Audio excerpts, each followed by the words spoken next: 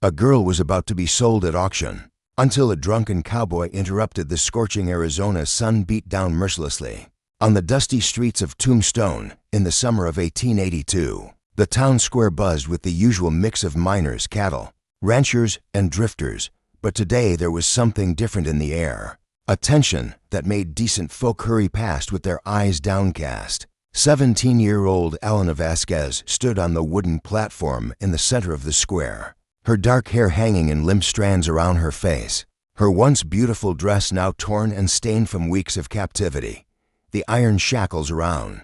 Her wrists had rubbed her skin raw, but she held her head high, refusing to give her captors the satisfaction of seeing her break. "Ladies and gentlemen," bellowed Jeremiah Blackwood, a portly man in an expensive suit that was soaked with sweat. "We have here a fine specimen of Mexican breeding, strong back, good teeth, and young enough to bear many children." Elena's stomach churned at his words, but she forced herself to remain still. She'd been sold before, first by her own uncle after her parents died of fever, then by the cruel family who'd worked her like a slave for 3 years. Now, after escaping and being recaptured, she found herself back on the auction block, this time in American territory where such practices were supposedly illegal. "The bidding starts at $50, Blackwood continued, his voice carrying across the square. A grizzled miner raised his hand. 50, 60, called out a ranch hand. Elena closed her eyes, trying to transport herself back to the small village in Sonora where she'd been born, where her mother had sung lullabies in Spanish and her father had taught her to read using his precious Bible. Those memories felt like they belonged to someone else now. 75. The voice belonged to Silas Garrett, a local businessman known for his cruelty toward his workers. Elena had heard the stories. Girls who went to his ranch were never seen in town again. The bidding continued, and Elena felt herself becoming smaller with each raised hand, each callous evaluation of her worth. She was 17 years old, but she felt ancient, worn down by years of suffering and abuse. $100, Garrett's voice cut through the crowd, and the other bidders fell silent. It was more money than most of them had ever seen. "Going once," Blackwood called out. His gavel raised. Elena's heart hammered against her ribs. She'd heard about Garrett's ranch, about the unmarked graves behind his property. If he bought her, she knew she wouldn't survive the winter. Going twice, the crowd fell silent, and Elena could hear her own heartbeat thundering in her ears. She closed her eyes and whispered a prayer her mother had taught her, preparing for whatever fate awaited her. "Wait just a damn minute." The voice that interrupted was slurred with alcohol and rough from years of hard living. Elena opened her eyes to see a man stumbling through the crowd, his weathered cowboy hat askew, his clothes dusty from the trail. He was tall and lean, with several days' worth of stubble on his jaw and the kind of blue eyes that had seen too much. "This whole thing's illegal," the cowboy shouted, swaying slightly on his feet. "Arizona territory's got laws against this kind of thing." Blackwood's face reddened. "Now see here, stranger, this is a legal debt collection. The girl owes money, and we're simply bullshit," the cowboy interrupted, his voice carrying clearly across the square. "I know what this is, and every decent person here knows too. You're selling a human being like she's a piece of livestock." Marshal Tom Bradley stepped forward, his hand resting on his gun. "Mister, I don't know who you are, but you're drunk and causing a disturbance. I suggest you move along." The cowboy laughed, a bitter sound. "Name's Jack Morrison, and I may be drunk, but I'm not blind. You can arrest me for pointing out that what you're doing here is slavery." Elena stared at this stranger who'd appeared out of nowhere to defend her.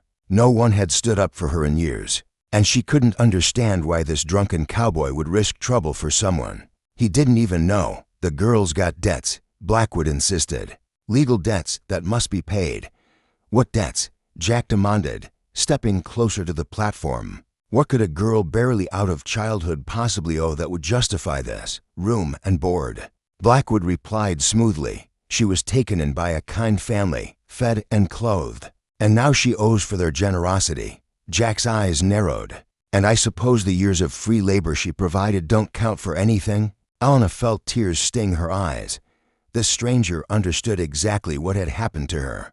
The false kindness, the trap of supposed debts that could never be repaid, the way good people looked the other way when it was convenient. $150. Everyone turned to stare at Jack, who stood swaying in the dusty street, his hand reaching for his pocket. "What did you say?" Blackwood asked, his eyes gleaming with greed. "I said $150, Jack repeated, his voice steady despite the alcohol. "But I'm not buying her. I'm paying her debts, all of them. And then she's free to go wherever she wants." The crowd murmured in surprise and confusion. This wasn't how these things usually went. That's not how this works," Blackwood stammered. "That's exactly how it works," Jack replied, pulling out a leather pouch heavy with coins. "You said she owes money. I'm paying it. Once the debt's paid, she's free." Marshall Bradley looked uncertain. "I don't know if, check your law books." "Marshall," Jack said, his voice carrying a note of authority that hadn't been there before. "A debt paid in full is a debt paid in full. You can't keep someone in bondage after their obligations are met." Elena watched in amazement as Jack counted out the money, his hands steady despite his apparent intoxication. When he reached $150, he looked up at Blackwood. "There's your money. The girl's debts are paid." Blackwood's face was purple with rage, but he couldn't argue with the logic. Silas Garrett looked murderous, but there was nothing he could do either. "Fine," Blackwood spat, snatching the money, "but she's still got nowhere to go. She'll be back on the auction block within a week." Jack turned to Elena for the first time, his blue eyes meeting hers. "That'll be up to her, won't it?" As the crowd began to disperse, muttering about the strange turn of events, Elena felt the shackles being removed from her wrists. For the first time in years, she was truly free. But as she looked at the mysterious cowboy who'd saved her, she realized that her real journey was just beginning. The Silver Dollar Saloon was nearly empty in the late afternoon heat, with only a few dedicated drinkers nursing their whiskey at the bar. Jack Morrison sat in the corner, Elena across from him, both of them trying to make sense of what had just happened. "Why?" Elena asked, her voice barely above a whisper. It was the first word she'd spoken since leaving the auction block. Jack looked up from his glass, his blue eyes clearer now than they'd been an hour ago. "Why what? Why did you help me? You don't even know me." Jack was quiet for a long moment, turning his glass in his hands. "I had a sister once, Maria. She wasn't much older than you when." He trailed off, but Elena could see the pain in his eyes. She'd seen that look before, the haunted expression of someone who'd lost everything that mattered. "What happened to her?" Elena asked gently. "Comancheros took her when she was 15. Sold her to God knows who. I spent 3 years looking for her, following every lead, checking every town from here to Mexico City." Jack's voice was flat, matter of fact, but Elena could hear the anguish underneath. "Found her grave in a little town outside El Paso. She'd been dead for 2 years by then." Elena felt tears prick her eyes. "I'm sorry." "Yeah, well." Jack drained his glass and signaled the bartender for another.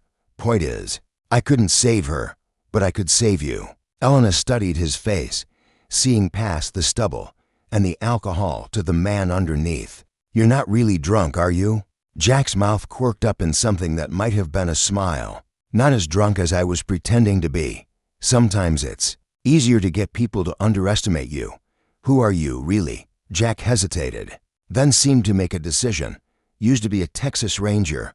Before Maria died. After that, I couldn't bring myself to care about law and order anymore. Been drifting ever since." Elena nodded, understanding. She'd lost her faith in justice long ago, too. "What happens now?" Now you're free. You can go wherever you want, do whatever you want. That was the whole point.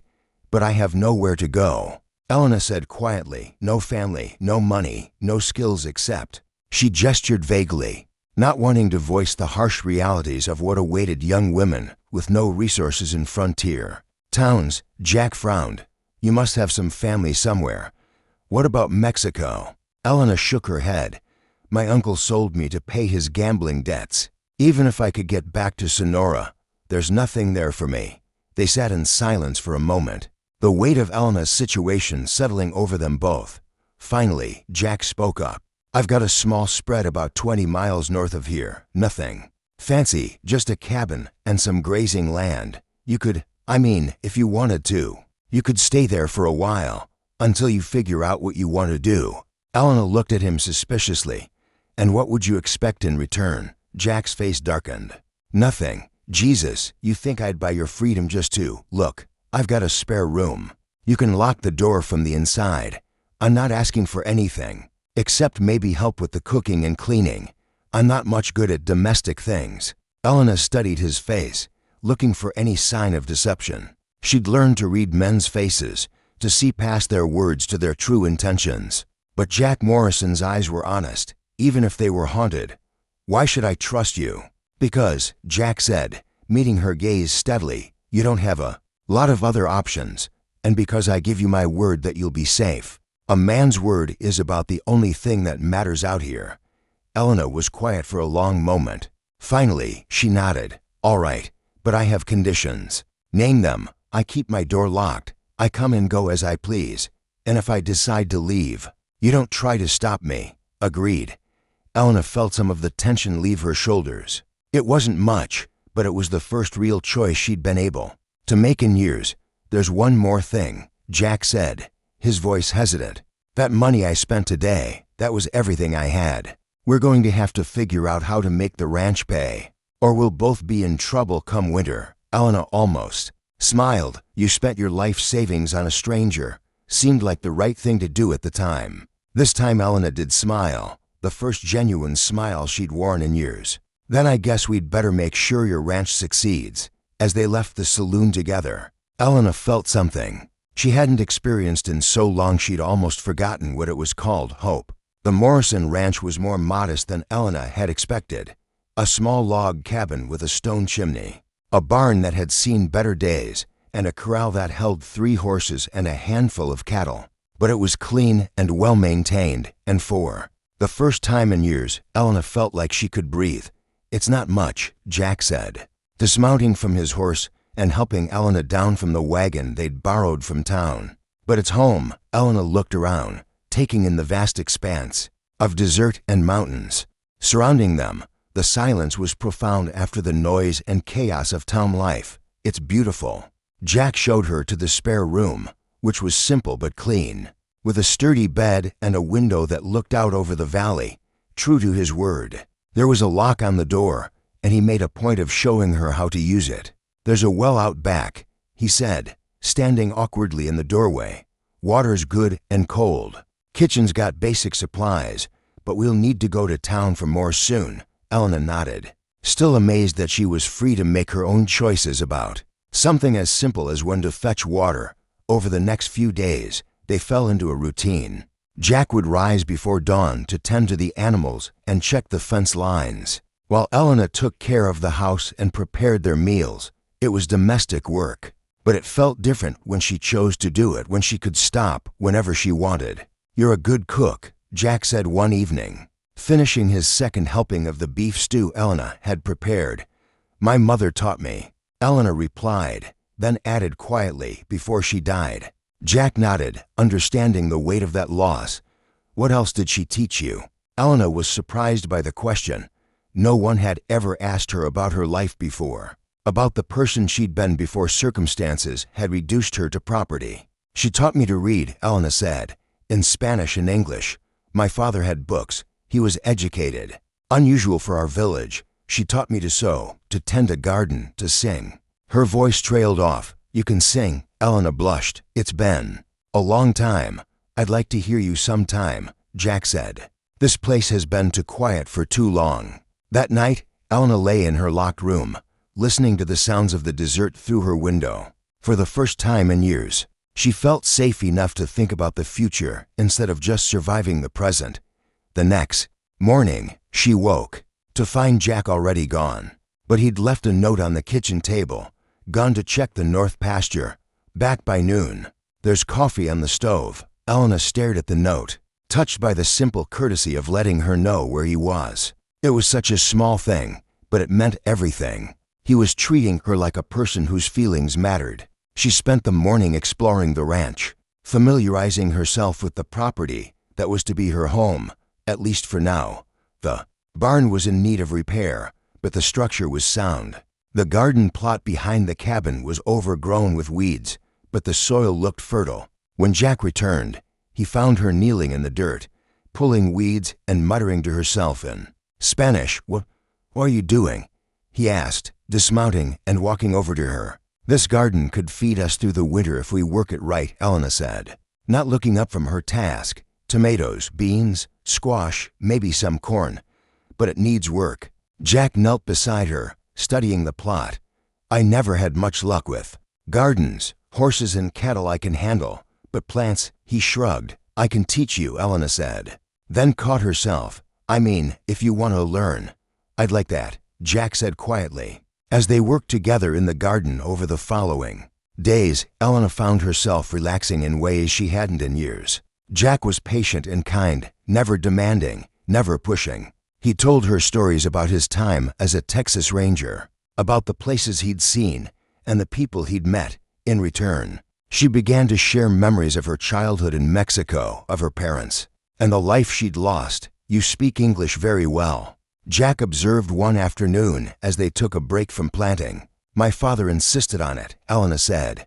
"He said the world was changing, that we needed to understand both languages to survive. Smart man, he was." "I wish," Elena's voice caught. "I wish I could have made him proud."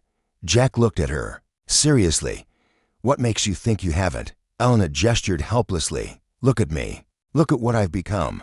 I've been sold like an animal, treated like property. I've done things, survived things." "You survived," Jack said firmly. "That's what matters. Your parents would be proud that you survived." That evening, as they sat on the porch watching the sunset over the desert, Elena did something she hadn't done in years. She sang. It was a lullaby her mother had taught her, soft and sweet in Spanish, and when she finished, she found Jack watching her with an expression she couldn't quite read. "That was beautiful," he said quietly. "It was my mother's favorite," Elena replied. "She used to sing it to me when I was scared." "Are you scared now?" Elena considered the question. "Not of you," she said finally, "but of this, of being happy. Every time I've been happy, it's been taken away." Jack nodded, understanding. "I know that feeling, but maybe it's worth the risk." As the stars appeared in the darkening sky, Elena allowed herself to hope that maybe, just maybe, she could build something good here, something that was truly hers. 3 weeks into their new arrangement, Elena was tending the garden when she heard the sound of approaching horses. She straightened, her heart immediately racing with the old fear. Jack had gone to town for supplies, and he wasn't expected back until evening. 4 riders approached the ranch, and Elena recognized the lead rider immediately, Silas Garrett, the man who'd been bidding on her at the auction. Her blood ran cold as she remembered the stories about girls who disappeared from his ranch. Well, Garrett said, dismounting and walking toward her with a predatory smile. "If it isn't the little Mexican girl, all alone, I see." Elena backed toward the cabin, her hand moving instinctively to the knife she kept at her belt. "Mr. Morrison will be back soon." "No, he won't," Garrett said confidently. "He's in the town jail, charged with theft. Seems someone reported that the money he used to buy you was stolen." Elena's heart sank. She didn't know if Garrett was lying or telling the truth, but she couldn't take the chance. "What do you want?" "I think you know what I want," Garrett said, his eyes roaming over her body in a way that made her skin crawl. "I was going to pay good money for you. Now I'm thinking maybe I don't need to pay at all." The other 3 men had spread out, cutting off her escape routes. Elena recognized the type, drifters and outlaws who'd do anything for money. "You can't just take me," Elena said, trying to keep her voice steady. "There are laws." "Laws?" Garrett laughed. "Sweetheart, you're a Mexican girl with no family, no money, and no legal standing. Who's going to care what happens to you?" Elena knew he was right, at least partially. The local law enforcement had shown little interest in protecting people like her, but she also knew that she'd rather die than go with Garrett. "I won't go with you," she said, her hand tightening on her knife. "Oh, I think you will," Garrett said, nodding to his men. "Boys, why don't you convince the Segurita to be reasonable?" The men began to advance, and Elena pulled her knife, holding it in front of her with both hands. She'd learned to fight during her years as a captive, and she wasn't going to make this easy for them. "That's a big knife for such a little girl," one of the men said, grinning and showing yellowed teeth. "Big enough," Elena replied, her voice steady despite her racing heart. The man lunged forward, and Elena slashed at him with the knife, opening a cut across his arm. He cursed and jumped back, and Elena knew she'd bought herself only seconds. "Enough of this," Garrett snapped. "Just grab her." The men rushed her all at once, and Elena knew she was outnumbered. She fought desperately, managing to cut one more man before strong hands grabbed her wrists and forced her to drop the knife. "Let me go," she screamed, struggling against their grip. "Nobody's going to hear you out here," Garrett said, walking over to her. "You might as well save your energy." Elena spat in his face, and he backhanded her so hard she saw stars. "You're going to regret that," he snarled. They were dragging her toward the horses when the sound of gunfire erupted from the direction of the main road. The men froze, and Elena's heart leaped with hope. "What the hell?" one of the men muttered. "More gunshots, closer now." And then they could hear the sound of horses approaching at a gallop. Jack Morrison burst into the yard, his rifle in his hands, his eyes blazing with fury. "Let her go," he shouted, his voice carrying across the yard. Well, Garrett said, though Elena could hear the nervousness in his voice. "Looks like the reports of your arrest were exaggerated." "Yeah, funny how that works when you pay false witnesses to lie," Jack said, not lowering his rifle. "Now let her go, or I'll put a bullet in every one of you." "For against one," Garrett said, but he was already backing away from Elena. "I don't like those odds for you, Morrison." "Then you'd better learn to count better," came a new voice from behind Jack. Elena's heart soared as she saw Marshal Tom Bradley and two deputies riding into the yard, their guns drawn. "What's going on here?" Bradley demanded. "These men were trying to kidnap me," Elena said, her voice shaking with relief and adrenaline. "That's a lie," Garrett protested. "We were just trying to collect on a legal debt." "What debt?" Jack asked, his rifle still trained on Garrett.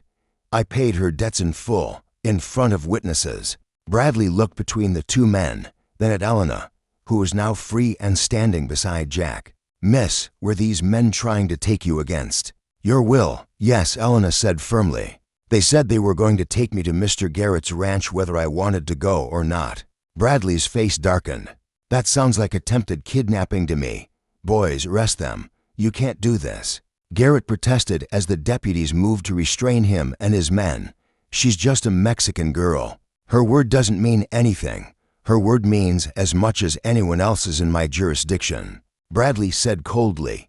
"And the last I checked, kidnapping was still a crime in Arizona territory," as the outlaws were led away. Elena felt her knees give out.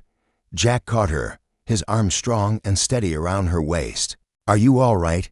he asked, his voice gentle. Elena nodded, though she was shaking. "How did you know? How did you get back in time?" "Mrs. Henderson at the general store told me what was happening," Jack said. "She heard Garrett talking to his men about coming out here. I rode as fast as I could." Elena looked up at him, seeing the concern and anger in his eyes. "They said you were arrested." "They tried," Jack said grimly. "But Dr. Williams vouched for me. Said I'd been in his office when the supposed theft occurred." Funny how the truth has a way of coming out. Elena realized that Jack had found allies in town, people who were willing to stand up for what was right. It was a revelation that not everyone would look the other way when injustice occurred. "Thank you," she whispered. "You don't need to thank me," Jack said. "This is your home now. I'll always protect it."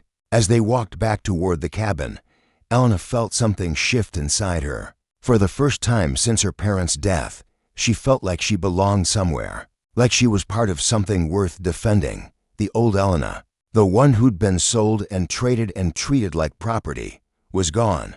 In her place was someone stronger, someone who'd learned to fight for herself and found people willing to fight beside her. The attempted kidnapping had shaken Elena, but it had also strengthened her resolve. Over the following weeks, she threw herself into improving the ranch with a determination that surprised even Jack. She worked from dawn to dusk, repairing the barn, expanding the garden, and learning everything she could about raising cattle and horses. You don't have to work so hard, Jack said one evening, finding her mending a torn section of fence by lamplight. We've got time. No, we don't, Elena replied, not looking up from her work. Winter's coming, and if we don't get this place profitable, we'll lose everything. Jack sat down beside her, taking the other end of the fence wire. We'll figure it out. We always do. Elena looked at him, noting how naturally he'd said we. Somewhere along the way, they'd stopped being strangers sharing a house and become partners working toward a common goal. Jack, she said hesitantly, what happens if we can't make this work? What happens to me? Jack's hands stilled on the wire. What do you mean? I mean, this is your ranch. Your name is on the deed. If we fail, you'll still be a free man. You can go anywhere, do anything. But me, she gestured helplessly.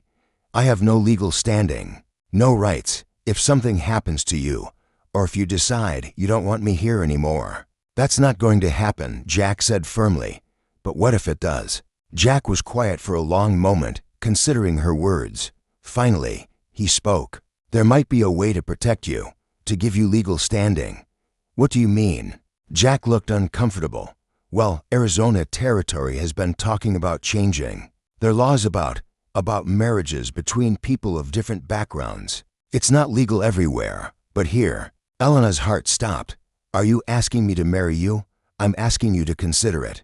Jack said quickly, not for the usual reasons, but as a legal protection. If we were married, you'd have rights. You'd own half of everything. If something happened to me, you'd inherit the ranch. Elena stared at him, her mind racing. A marriage of convenience, something like that. Elena turned back to the fence, her hands working mechanically while her thoughts churned. Marriage to Jack would give her security, legal protection, a future. But it would also mean giving up any hope of finding real love, of having a family, based on genuine affection rather than necessity. I need to think about it, she said finally. Of course, take all the time you need. The next morning, Elena rode into town alone. Needing space to think, she found herself at the small Catholic church on the edge of Tombstone, sitting in the back pew and staring at the crucifix above the altar. Can I help you, my child? Elena looked up to see Father Miguel, the elderly priest who served the Mexican community in the area. She'd met him briefly when she first arrived in town, and he was one of the few people who'd shown her genuine kindness. I'm confused, Father, Elena said. I need guidance. Father Miguel sat beside her, his weathered hands folded in his lap. Tell me what troubles you. Elena explained her situation, leaving out the more painful details, but giving him enough to understand her dilemma. When she finished, the priest was quiet for a long moment. Do you love this man? He asked finally. Elena considered the question. I care about him. I respect him. I trust him. But love can grow, Father Miguel said gently. I've seen many marriages that began with less and became something beautiful, but only if both people are willing to nurture it. What if we marry and it doesn't work? What if he changes his mind or meets someone else? What if you don't marry and something happens to him? What if Garrett comes back? Or someone worse? Father Miguel's voice was kind but practical. Life offers no guarantees, child. We must make the best decisions we can with the information we have. Elena knew he was right, but the decision still felt enormous. I've never had control over my own life before. Now I have a choice, and I'm terrified of making the wrong one. The fact that you're afraid tells me you'll make the right decision, Father Miguel said. Fear can be wisdom if we listen to it carefully. That evening, Elena returned to the ranch to find Jack waiting on the porch, a worried expression on his face. I was getting concerned, he said. You were gone all day. I needed to think, Elena said, sitting beside him on the porch steps, and Elena took a deep breath. I'll marry you, but I have conditions. Jack nodded, relief evident in his voice. Name them. We sleep in separate rooms unless we both decide we want something more. This is a partnership, not a romantic arrangement. Agreed. We make all decisions about the ranch together, equal partners in everything. Agreed. And if either of us ever wants to end the Arrangement, we can. No questions asked. Jack hesitated at this one. What about the ranch? What about your security? We'll figure that out if it happens, Elena said. I won't trap you in a marriage you don't want, and I won't let you trap me either. All right, Jack said finally. Agreed. They sat in comfortable silence for a while, watching the stars appear in the darkening sky. Finally, Jack spoke. Elena, yes, I want you to know that this isn't just about protecting you. Having you here, working with you, talking with you, it's made me remember what it feels like to be alive again. I haven't felt that way since Maria died. Elena felt tears prick her eyes. You've given me my life back, Jack, my freedom, my dignity, my hope for the future. I don't know if I can ever repay that. You already have, Jack said softly, just by being here, just by giving me a reason to care about tomorrow. 2 weeks later, Elena stood in the small church wearing her mother's wedding dress, which she'd managed to save through all her trials. Jack wore his best suit, and Father Miguel performed the ceremony before a small group of townspeople who'd come to support them. As they exchanged vows, Elena felt a sense of peace she hadn't experienced in years. This wasn't the romantic love she'd dreamed of as a girl, but it was something real and solid and built on mutual respect and shared goals. When Jack kissed her at the end of the ceremony, it was gentle and brief, a promise of possibilities rather than a claim of ownership. So, Jack said as they walked out of the church together, Mrs. Morrison, what do you want to do now? Elena smiled, hearing her new name for the first time. I want to go home, she said. I want to go home and build something that's ours. 6 months after their wedding, Elena stood in the same town square where she'd once been offered for sale. But this time she was there as a free woman, Mrs. Jack Morrison, selling vegetables from their garden at the weekly market. The transformation was remarkable. She wore a clean dress she'd sewn herself. Her hair was braided neatly, and she carried herself with the confidence of someone who belonged. These tomatoes are beautiful, Mrs. Morrison, said Mrs. Henderson from the general store. How do you get them so large? The secret is in the soil preparation, Elena replied, wrapping the tomatoes in brown paper and plenty of water. My mother taught me that healthy soil grows healthy plants. As Elena made change for the purchase, she noticed a commotion near the sheriff's office. A group of men were gathered around someone, and she could hear raised voices. Her heart sank when she recognized Silas Garrett's voice among them. That's right, I'm back, Garrett was saying loudly. Charges dropped due to insufficient evidence. Turns out a Mexican girl's word doesn't carry much weight in a court of law. Elena's hands trembled as she packed up her remaining vegetables. Garrett had been in jail for 6 months awaiting trial, and she'd allowed herself to hope that he was out of their lives for good. Elena, Jack's voice behind her made her turn. He'd been across the square buying supplies, and his face was grim. I heard.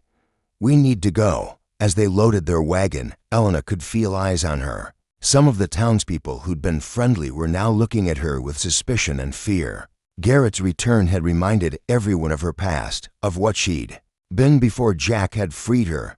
Mrs. Morrison called a voice behind them. Elena turned to see Dr. Williams approaching, his medical bag in hand. I wanted to thank you for the herbs you sent over. They worked wonderfully for Mrs. Patterson's arthritis. Elena smiled, grateful for his kindness. I'm glad they helped. There's more where those came from. As they rode back to the ranch, Jack was unusually quiet. Finally, Elena couldn't stand it anymore. What are you thinking? She asked. I'm thinking that Garrett's not going to let this go, Jack said. He's humiliated, and he's the type of man who needs to make